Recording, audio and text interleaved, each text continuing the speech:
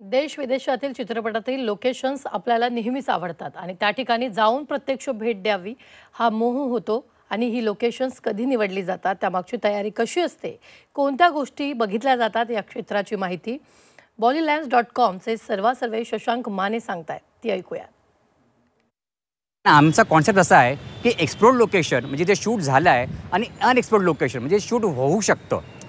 आणि जेव्हा आम्ही हे दाखवतो त्याच्यामध्ये एक आमचा महत्त्वाचा भाग असतो, कारण तुम्ही एकदा शूट म्हटलं की तुमचं युनिट जे काय असेल 80, 100, 150, 200 त्या युनिटकडे तुम्हाला शेवटी 5 स्टार हॉटेल्स, तुम्हाला 3 स्टार हॉटेल्स म्हणजे तुमच्या DOP वगैरे करता किंवा टेक्निशियन करता, आणि तुम्हाला बजेटेड हॉटेल तुमच्या बाकी ग्रुप करता, हे सगळं लागतं। तुमचा ट्रान्सपोर्ट म्हणजे तुमचं एक इकोसिस्टम तिथे असलीच पाहिजे आणि अदरवाईज का शूट कराल तुम्ही तिथे।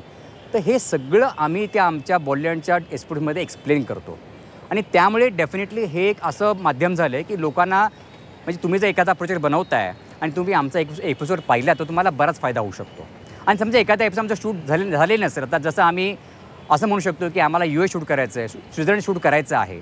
आम्ही जे शूट केले आत्तापर्यंत ते मॉरिशस केलं आहे, लंडन केलं आहे, युरोप केलं आहे, बहारीन केलं आहे, दुबई केलं, अबुधाबी केलं, व्हिएतनाम केलं, कंबोडिया केलं, आता आम्ही मलेशिया करून आलेलो आहोत।